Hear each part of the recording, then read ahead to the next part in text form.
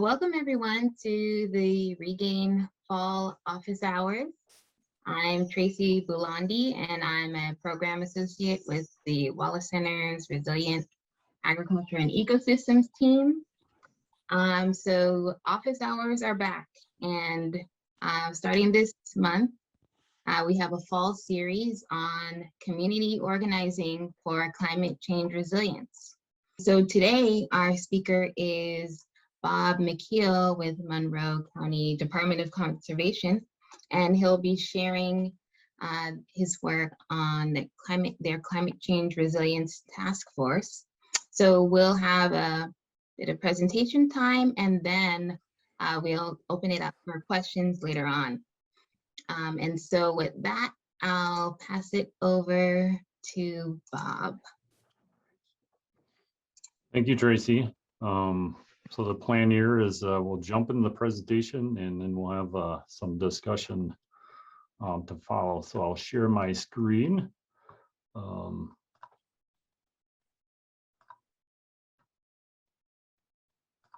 Everybody see that all right? Yes. Okay.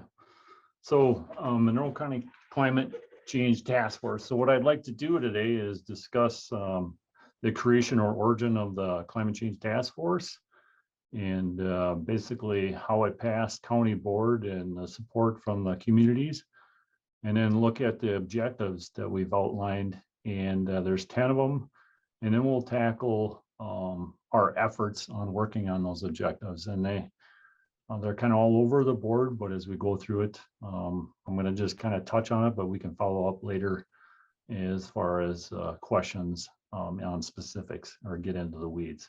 But before that, we need to take a closer look at Monroe County. So Monroe County is in the driftless area. As you see the smiley face, 2/3 of Monroe County is in the driftless area, which drains the Mississippi River. And then we also have a third that's in the unglaciated that flows to the Wisconsin River. So we're typical, we have the interstate system, the 90-94 going through the landscape. If you were traveling on the interstate, you would think, well, there isn't very many hills, but that's quite on the contrary. The landscape is really broken up, very hilly, as driftless area is typical. We got valleys with cool, cold water streams. Monroe County is about 580,000 acres, composed of half wooded, and the other 40% is in agriculture. And agriculture is pretty diverse. We got your typical dairies and cash greeners to cranberries to poultry and beef operations. The map that highlights Monroe County here shows a unique part of the county is the watershed basins. We actually have 4 river systems that originate in Monroe County. It's kind of like a spoke on a bike tire. We are the hub. All waters drain away from Monroe County, so it's unique in that situation. We have the La Crosse River, the Kickapoo River, the Baraboo, and the Little Lemonware rivers. And then we have the purple one up in the north west corner is the Black River, is the only one that passes the Spy. So that gives you a snapshot of the county, but we're here today to talk about climate change. And so we look in the last 34 years around this area has been the warmest years on record. And we just set the record for most days above 80 degrees in this area. So we had 109 days this summer.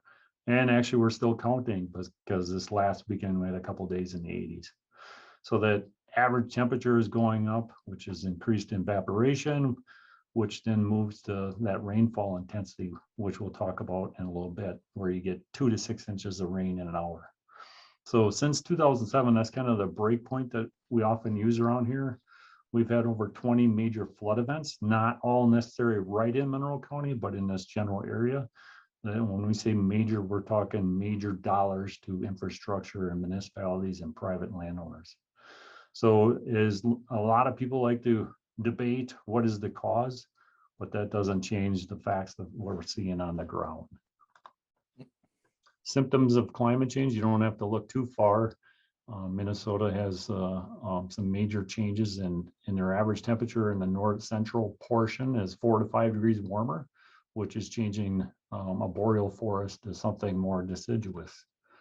Oak wilt is now found in northern Wisconsin, which has never been found before because of these warming temperatures. Climate change also means more precipitation, which means more flushing of surface land use applications of fertilizers, organics into our well water. So we're seeing more higher nitrates and more contamination. Invasive species obviously thrive in a warmer climate. Even our wildlife and human diseases, we're seeing an uptick in that. And Dr. David Samuels, I saw an article where, he seriously considers climate change as part of the issue that's resulting in these diseases. But for the most part, if we look at, if you want to get people's attention, you just have to look at the amount of flooding that is going on. When you have 100-year flood events every year, we have issues. And this is typical every year. This happens a couple times a year.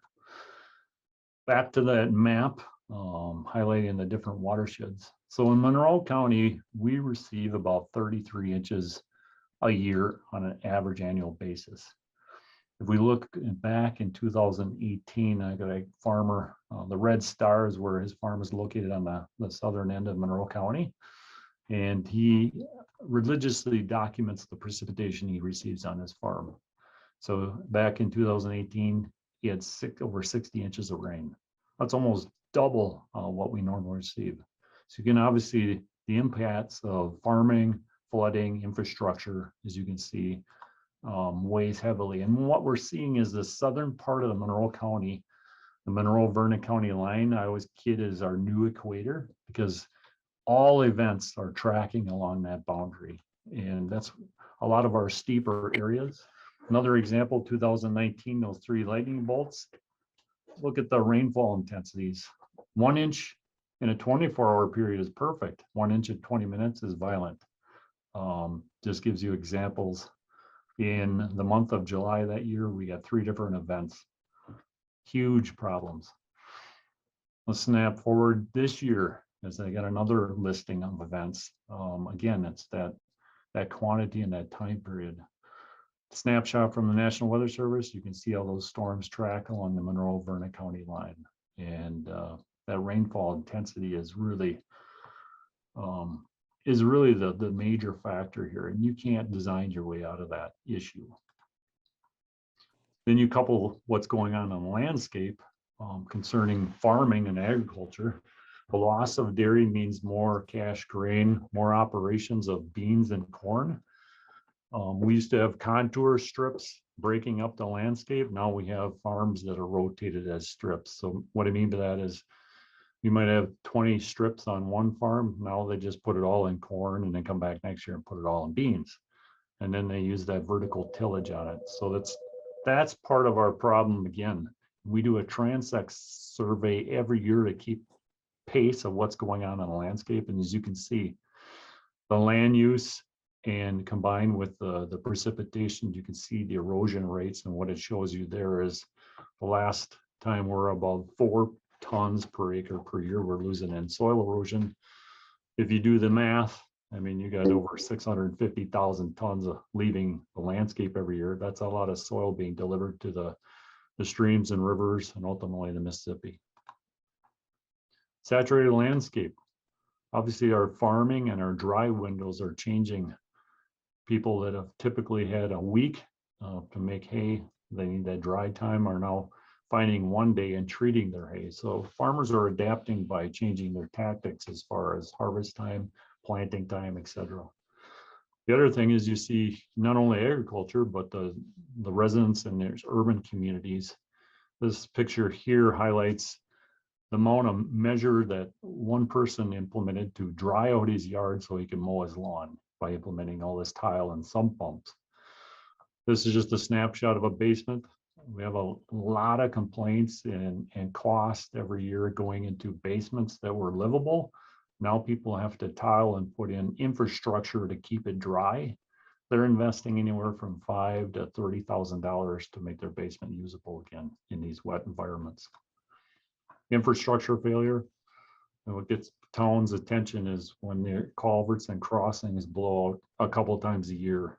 They recognize the cost of replacing and they want to do a better job of implementing and putting things that are more flood resilient. Along the same time, you look at these valley floors, they're very abrupt and they're flat for a reason. Nature is kind of reclaiming back the floodplain. As you can see over time, we've gotten a little relaxed and comfortable by we want to be next to water. Obviously, looking at water has implications. Took the front end off this house and their garage in this 2018 event. So again, we got too relaxed, too comfortable. We need to respect the floodplain. Nature's reclaiming it. 2018, this is probably where a lot of attention and media coverage across the nation put an emphasis in our area and what happened.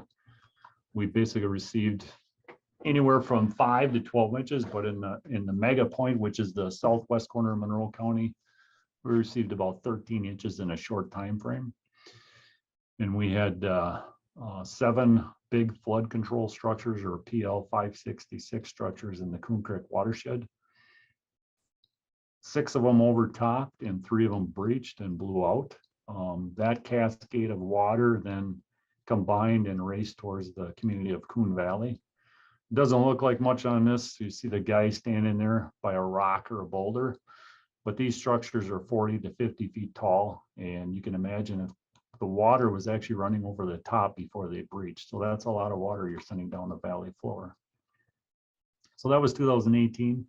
But in the conservation world that I'm in, we implement a lot of conservation practices. Conservation practices all revolve around receiving rain and flooding. So we want to mitigate that and take the water off the landscape safely. And we do that by putting grass waterways, grade stage structures, dams, and stream bank stabilization as some of the practices. But we're getting beat up on those measures, and our design practices are just not keeping up with what's going on in the landscape. And then looking at 2019, July 1st, one of my technicians put in a crossing on a brush creek stream crossing. 3 days later, that's what it looked like after one of these events. And that was only a couple inches, but it was in 20 minutes. We can't design our way out of it. So what happened is the farmer called me up and said, Bob, the crossing's gone. And obviously I had a hard time believing that could happen on a concrete crossing. And so I actually went down there and he yelled out the barn, check it out, get back to me. And I went down there and looked at the situation and turned around, came back to him, and he asked, what are we going to do? And people that know me, typically I have answers what we're going to do. But I just basically could say, I know what we're not going to do. We're not going back into the stream corridor and do the same thing. We need to change the course of what we're doing. And I said, I'll be back. And so when I went back, my mind and gears were grinding that we need to do something different. And my county board, or my county administrator, I've had that discussion with her a month earlier. And I said, I need to meet with you. And before I walked into her office, I kind of scratched out my vision of a climate change task force and some objectives. And I walked into her desk, sat down, and we basically etched this out. And we created the climate change task force on August 28th, 2019. Obviously, you can see the cross section of the membership, 16 members representing elected officials, professionals, landowners, etc. And then the second part of that is outlining some objectives. What do we want to accomplish? So I'll just quickly go through the 10 objectives. Implement monitoring devices, weather stations, and warning systems in real time to coordinate with Emergency Management and National Weather Service. We need to warn people and keep people out of harm's way. Number one, we can do that. Floodplain management, look at structures within the floodplain, complete a flood impact study to identify the 100-year floodway, zone and promote sustainable land use decisions, improve enforcement in the shoreline zoning ordinance, enforcement of land use decisions, flood mitigation projects, promote sustainable land use policies, and then the climate change mitigation, and they're all bulleted there. And then 9 and 10 is provide information and education and seek funding sources to implement task force recommendations. So that's what happened in a nutshell. And then meeting's first order was to draft a resolution for the county board. And if you look at the red arrow below, it's the Monroe County Board recognizes that climate change is occurring. That's the most important piece, and then supports the efforts of the Climate Change Task Force. So that passed 15 yes votes, and there was one person missing unanimously. I didn't know what to expect, but when I came out of there, there was actually county board supervisors giving me ideas what else we could do. You could say when you have that amount of flooding and everybody's impacted, it makes it a lot easier. So back to that first goal or objective, implement monitoring devices or weather stations for warning systems. So that was our first goal. And so the goal was to research and find weather stations that would work for our system. So we did that. We came up with this IntelliSense sensors or warning systems that will measure precipitation, flood flow, etc. We had a plan in these sensitive watersheds in the Kickapoo and a little across where we wanted to implement them. And what it's going to do is give us real data in real time. And we worked with the National Weather Service. The National Weather Service created a page. It's called Advanced Hydraulic Prediction Service. And you see these gray boxes in Monroe County. Those are the weather stations that we have implemented so far, and we're working with them to make that real time. So the general public will have access here to this data. So before that, we had a couple of USGS stations, and there's a huge amount of gaps. A lot of these storms are real isolated. We need to fill those gaps in with more information. Better information makes a better prediction. Second objective, floodplain management, looking at the amount of crossings and infrastructure. This is a classic scene that in Monroe County, these townships are suffering with multiple crossings. When I say multiple, I counted 11 crossings in 4 miles in one stretch. It's like a ladder. When the top rung goes, they all go.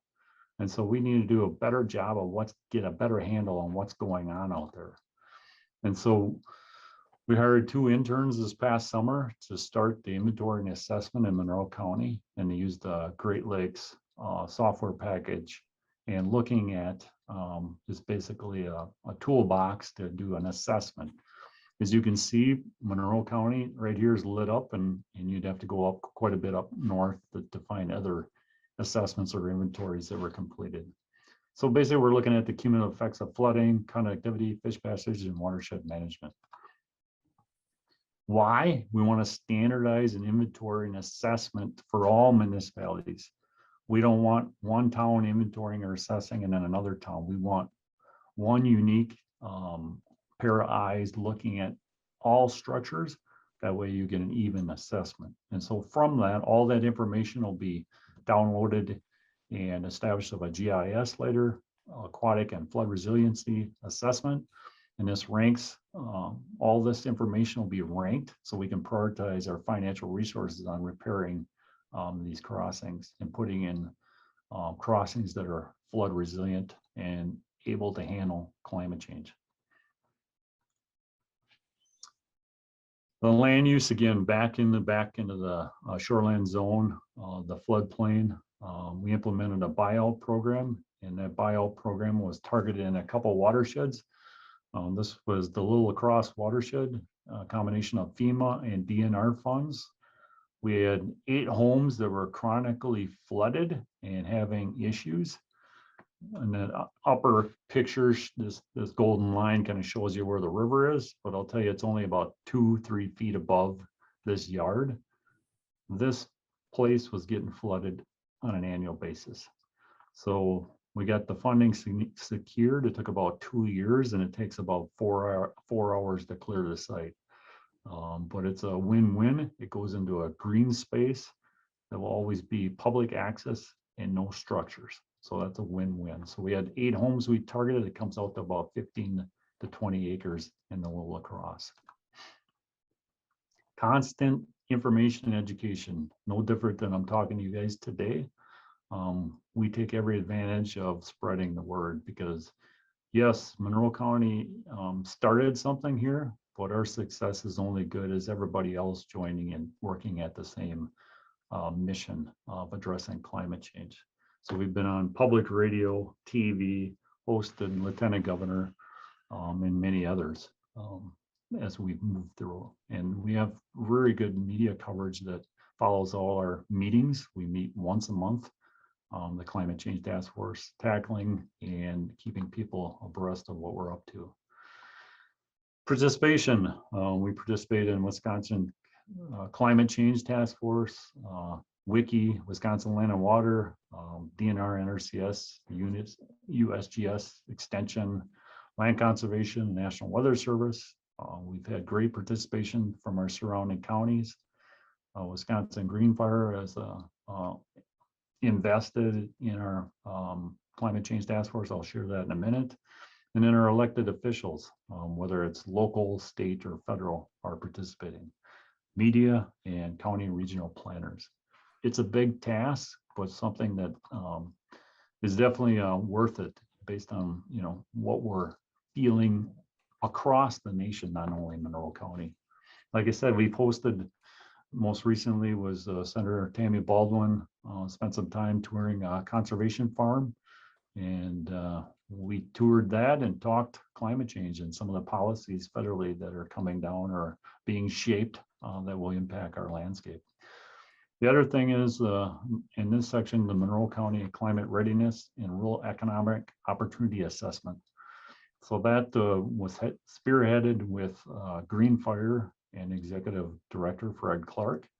And him and I have been working closely together over the course of a year and taking on this task of looking closer at Monroe County as far as assessing different factions. And so he is a well-networked and committed person, and we were able to secure 40 different professionals looking at this assessment. So this idea is to do a quick assessment over a course of a year or less. And this template would be something that could be carried to other communities, municipalities across the state. So the 4 teams I'm referring to is agriculture.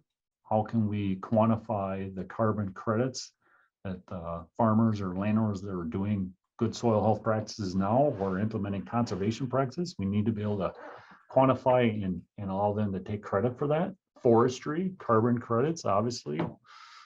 There is a potential impact in Monroe County with 50% of our landscape in forests.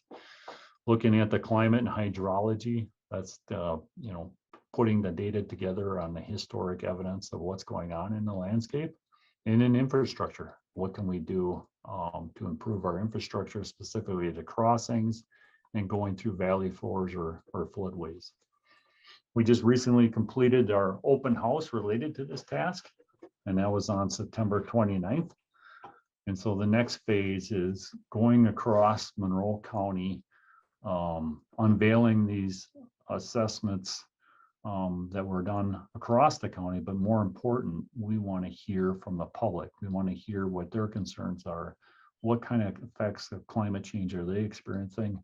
And what are they doing as far as adapting to these new changes or disasters that are going on? So the second phase is the Monroe County Climate Readiness and Rural Economic Opportunity Assessment is now going into the action planning. What are we going to do about it and how are we going to address it?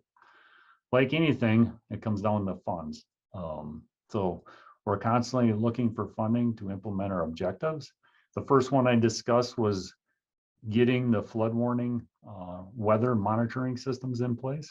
We're still working on that, but we've had great citizen participation and interest in some of these key areas that we had the village president of Wilton take it on to himself to knock on a lot of doors.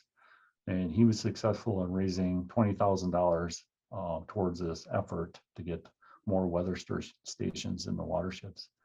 So we've actually implemented 5 stations. We have other grants that we're working with different partners, and we're hopeful that this time next year we'll have 15 to 20 weather stations implemented, and all that data will be available to the public, available to the National Weather Service, who can work with our emergency management government to keep people informed and out of harm's way. Again, different partners, fishers and farmers grants. We've had FEMA hazard mitigation grant, working with Wisconsin Health Department. University of Wisconsin has done some research on the Coon Creek watershed, all related to land use and our increase in precipitation. Our county land and water plans, I redid in 2018, and it was one of the first in the state to talk about climate change and our impacts and how we're reacting as conservation departments. And with that, we were also successful in making that a question for all land and water plans in the state, that now counties do have to respond to climate change. Are they doing anything or recognizing that in their county, and what are they doing for actions? So that's a good positive. Wisconsin Land and Water, we're creating a climate information hub. And so that resource will be available to all land conservation departments across the state. So just to summarize, the simplest way I can put this is Monroe County's objectives: address the symptoms. And the first thing is keep people and structures out of the floodway. We can do that. As a conservationist, we're already working with landowners, farmers to mitigate intense rain events on the landscape. How we do that is implementing soil health measures, cover crops, no-till. And then once that lands becomes saturated, it turns to runoff. And then we have to look at our practices to manage that runoff event. And our typical ones are grade stable structures in the uplands. In the valley floors, you can implement wetlands, increase the floodplain, put in buffer strips. So we do have tools in the toolbox. We're going to have to start thinking about that rainfall intensity when we design these structures. They're only going to get bigger, but we have to be more resilient and more cognitive of climate change. And then finally, we need to address the cause. The crisis in the 30s was obviously the Dust Bowl days, and our crisis today is climate change. And I just think that what we're starting here and working on is, and I'm sure a lot of you have the same feeling, is sometimes, some days I feel like after you see more data and information that we're behind the 8 ball and we're never going to catch up. But the one thing is we can't stop and hesitate. We got to keep moving ahead and be proactive. So I just kind of gave you a snapshot. I'm also giving you our Monroe County website here. We try to keep everybody informed. We have a climate change task force web page and keep people abreast of what we're up to. So don't be afraid to check in once in a while, or you can go on. We have a Facebook page, any meetings and such. We try to get those posted. So we can, it's all about getting the public involved and keeping them on this mission, getting everybody heading the same direction. So as you know, that's a huge task, but I'm not willing to sit and wait around. We need to keep moving. All right, so I covered a lot of stuff, but I'm kind of interested in what you're curious about. So the questions and discussion. Yeah, thank you for that presentation. It was really informative, interesting. I was really glad to hear so much about your objectives and initiatives. And there is a question from Jean in the chat on, what are the ongoing costs operating and managing the weather stations? Who's responsible? Is it the municipalities or the counties? And then also a follow-up question around assessments of levels of grazing in woodlots for tax purposes and impact of runoff versus infiltration without grazing in woods. You got a lot going on with that question. So the first part of the weather station. So it's really about $4,500 to $5,000 per station. Once we have the station in our house, we basically implement or install it. The Land Conservation Department staff does that. So we actually go out, pick our spots wisely, install the station. And I got one person in my office, the land use planner, who's kind of taken that upon himself to keep track of the data, information flow, connect with National Weather Service. We have a couple people that are working with us on trying to get those up and live. And we also working with emergency management government. So at this point, we'll probably use the on the grounds maintenance part will be handled with land conservation department, but that might change if we get to 20 stations or greater, but that's how we're handling it now. As far as the land use, talking about grazing and woodlands, obviously years ago, the managed forest law program did a great job of getting woodlots fenced and cattle out of the areas that are most sensitive and contribute to runoff and erosion. The land use assessment that went into play about 10, 15 years ago changed that, meaning they assessed the property based on the land use. So if you had woods that was not being grazed or used for agriculture, received the highest tax rate. And so what you can imagine what happened is everybody put their cattle back in the woods. Not everybody, but a lot of them. Or they re-entered their property into the managed forest law. So that one change created a policy issue. And I know that's one of them we'd like to approach again with our elected officials, because that's a net loss. We're doing everything right on the landscape, but yet we're penalizing people for, managing their woods versus putting it into pasture. So I don't know if I touch everything on that question, Tracy. Yeah, I think so, unless Jean, yeah, is giving a thumbs up. Okay. I was wondering about what your feedback has been from the public so far, especially given that in those task force objectives, one of them was acknowledging that climate change is happening. And so, what have the residents of the county said so far, especially, those who have had to be like rezoned or had their homes moved? So I just want to touch on that since you brought up the homes being removed.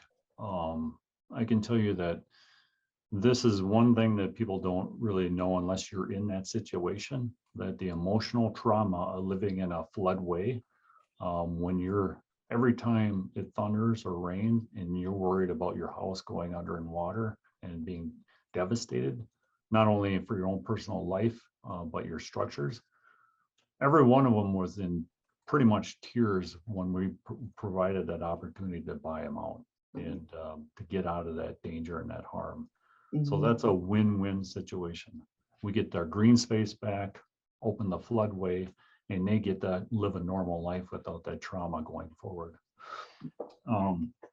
As far as obviously politics always wants to creep in on something that climate change is no different.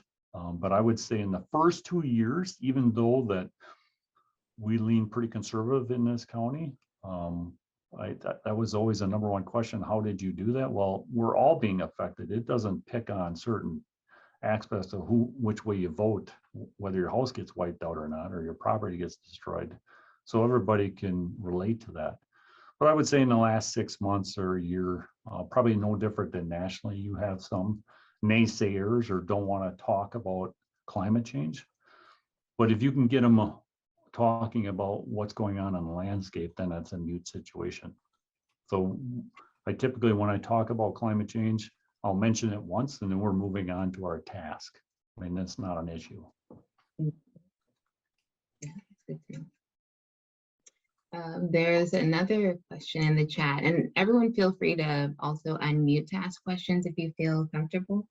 So Jean again is asking, have you looked at the costs of engineer structures like dams and ongoing maintenance, and how much flood risk is mitigated versus just letting it flood and move the risk at the property?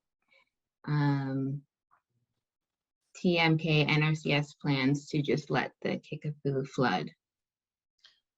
So they're referring to the Coon Creek and the West Fork Kickapoo watershed studies related to the flood control structures. That is ongoing, but the consultants have outlined their recommendations, and their recommendations all but one structure because of recreational value is to allow them, the breach structures basically to return to a no structure situation and a stabilized area. And again, kind of like the person said, is to allow them to water to freely move across and down the valley floor in the floodway. So they evaluated that based on structures, homes across, the closer to the dam, obviously the impact is greater. As you move down the valley floor, that risk gets a lot less. I guess what people don't understand, for instance, in the Coon Creek watershed, we have 14 flood control structures, or did, in the Coon Creek watershed, and they really only manage about 25% of the total watershed.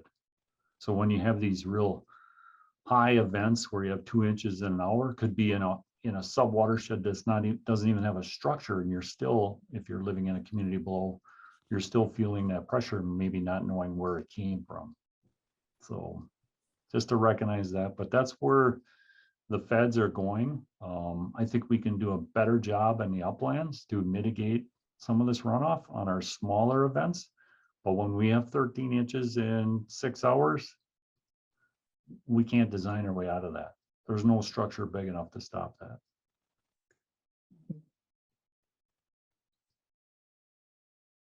And then also a follow-up question on, would there be an opportunity to look at use value assessment and through taxation reward, no-till / cover crops, hay, and managed grazing at lower tax rates, and tilled or poor grazing paying higher rates? I would say all policies are on the table. Part of the Green Fire Project is trying to highlight the policies that are leading to bad decisions or bad land use decisions across the landscape. And that's, the one with the assessment of the land use, taxation, whether your forest is grazed or not, that is one of them. Subsidizing, we do a lot of federal subsidizing, encouraging bad situations, no different than putting soybeans on slopes that are 20 to 40% slope. But you can't necessarily blame the landowner. The federal government is encouraging that if you plant beans or corn, we're going to ensure that you get X dollars. They don't do that with perennial crops like alfalfa and grasses or grazing. And that whole pendulum of subsidies needs to change. And when we hosted Senator Baldwin, those were some of the discussions that we were having with her. But that's a huge ship to change directions.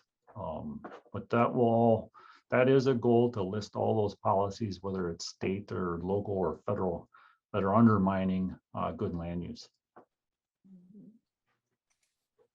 Bob, this is Dan Zur with Extension. Yes, sir.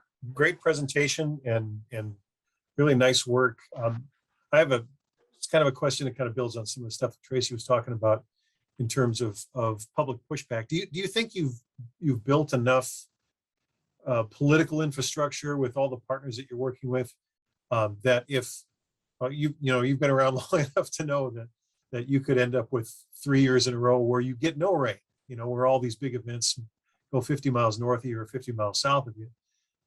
Do you think you've got enough infrastructure built with climate change knowledge within all these partners to withstand, if something like that happens, and then people start complaining, well, we're spending all this money on flood mitigation and it hasn't rained in 3 years? The other side of the climate change coin, right? Yeah, I got this quote that I've had on my door for probably, 8-10 years. One thing we learn from history is we don't learn from history. How easy we forget, right?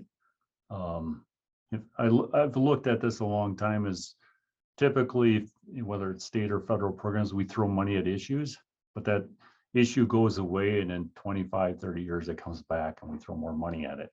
No different than pollinators, soil erosion, etc. But I feel confident that, I have lots of elected officials, professionals, residents, landowners on board with tackling this issue.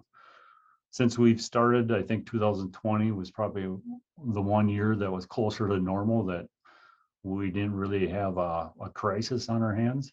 But that didn't stop or change or slow down what we're doing. Yeah, maybe if it was 3-5 years in a row, maybe. But again, I think we have enough people with experience that have been around long enough to know that we can't rest on a few good years and know that something bad's coming. But so we're always being proactive and moving forward. Thanks.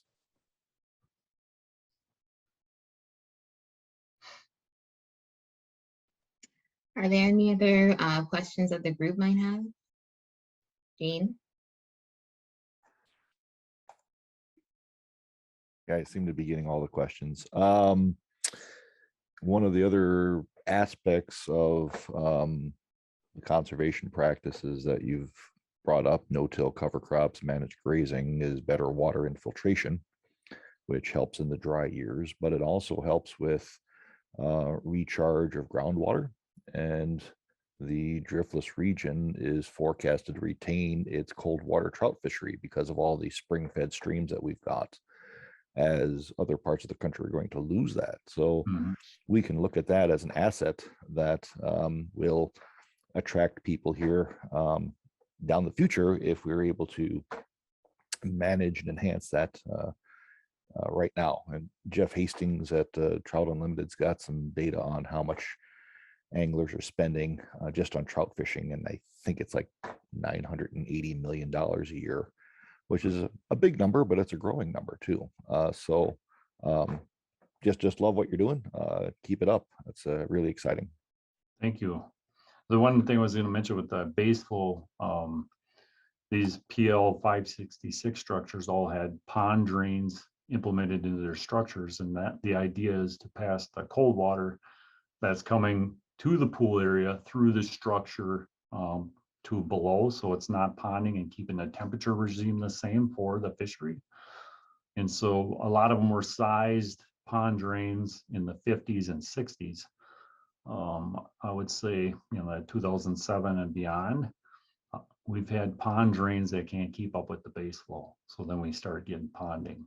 And so that's been happening in Vernon and Monroe County. I know a few other counties. So that's, you know, these are 12-inch pipes that can't keep up with the amount of base flow that's increased, you know, double or triple in some cases in some of these watersheds. Good points. Hi, Erin Meyer with Greenlands Blue Waters. Yeah, really appreciate this presentation and the amazing work you're doing at the county level.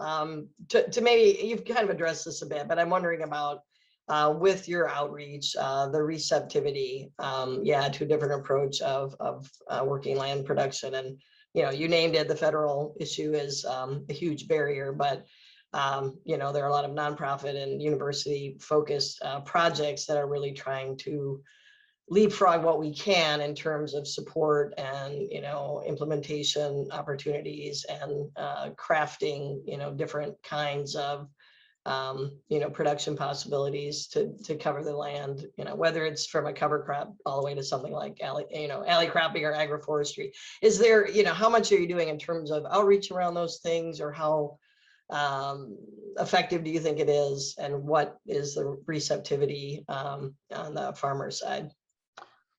So part of that climate assessment and economic development type piece is looking at agriculture and how can we implement our soil health measures, whether it's cover crops or grazing, no-till, all those positive measures on the landscape, and then measure that as far as a carbon credit. We know that the infiltration rates go up, but we need to be able to have agriculture take a credit for that, because I kind of look at it as we can farm our way to a certain extent out of this if everybody's on board. And so we do have some funds that we're going to target towards cover crops to study that aspect and create more buy-in. I would say right now, I could pick up the phone and get another 10 farmers through the door that'd be wanting to try this. So it's usually a limitation of funding or staff time to get out there and make this happen, but I think the interest is high. I was in a meeting this morning and I had somebody come up to me and he's growing his own rye and selling it to his neighbors for cover crops. And he's even talking about starting up his own business to get cover crops on these farms where they're so busy doing their silage that he could follow up and put in the cover crops so we can ensure there's cover going into the winter. How great is that? I mean, this guy came to me. Yeah, that's fantastic. And it does sound like, yeah, there's interest, and like you say, it always is staffing and the programming. You know, I do wonder with Gene and Dan here from U of W if, yeah, maybe there's more interaction to work with a task force like you know, because you have kind of created that, well, the community engagement piece, which is why you're here today, and the links with so many others, you know, in other sectors as well as producers.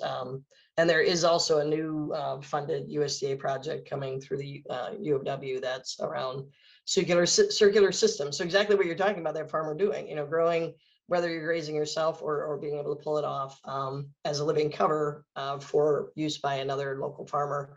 So yeah, I would just say we just got to keep thinking about these partnerships, and the structure you built seems like a great conduit. Yeah, Gene's gonna say something.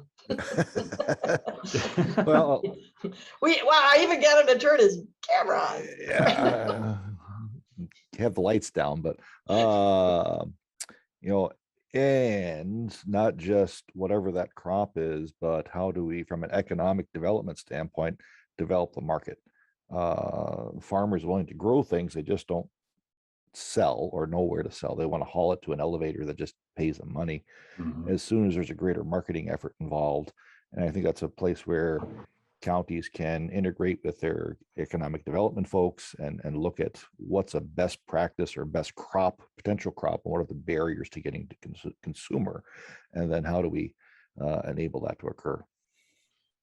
Yeah, those are good points. I mean, this farmer I was talking to today is kind of on that aspect. And the second thing is with the ag sub team, we're looking at what is the best cover crop for these situations. We've got 3 or 4 sites across the county. We're going to try 3 different cover crops and see what works for them, because really, if it doesn't work for them, they're not going to do it. So why not have some trials out there working with the university to do this? And we're excited about that aspect too. So I think it's that messaging. We have good media that covers our monthly meetings, and it's always in the paper, that message about climate change and activities we're doing, whether it's on agriculture, forestry, or weather monitoring.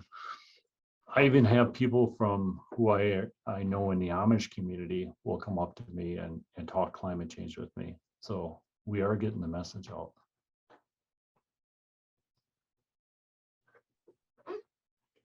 Yeah, I was wondering also about, I think you mentioned one of your funding partners was the Wisconsin Department of Health. And I think, you know, there's a clear connection between environmental health and human health.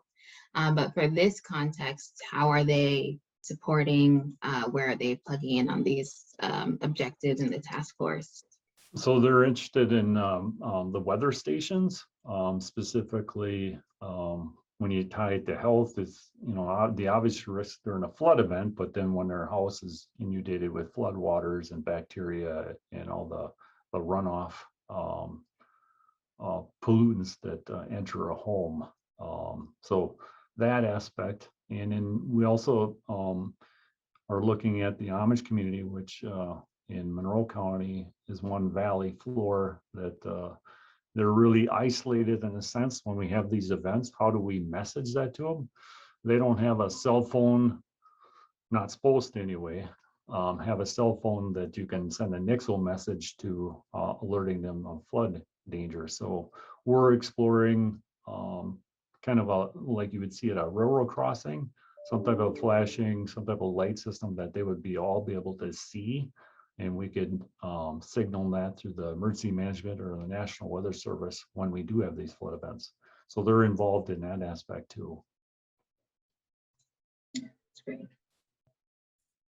Tracy, just a little follow-up to your question. I know that up here, we've had some great success working with the health department on watershed issues, because one of the concerns that they have is when we get some of these huge events, these huge runoff events, we're seeing quite a few more beach closures on some of the lakes because of some of it has to do with goose poop runoff, basically, for lack of a better word, flowing into some of the lakes and causing beach closings. And of course, the algae blooms when they get really nasty after all that, all the nutrients wash into the lakes. We're seeing more algae blooms and more bacterial outbreaks in some of these lakes than we have in years past, just because of not just the runoff issues, but the temperature too.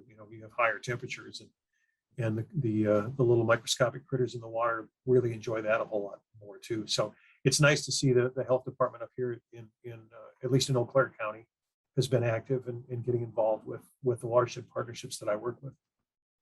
Well, thank you, Bob, for your presentation. I think this has been really informative, helpful, enlightening, and I would encourage everyone to check out Regain for upcoming office hours. This recording will be coming out as well. And thank you for your attendance and participation. And hopefully we'll see you all soon and keep this conversation going.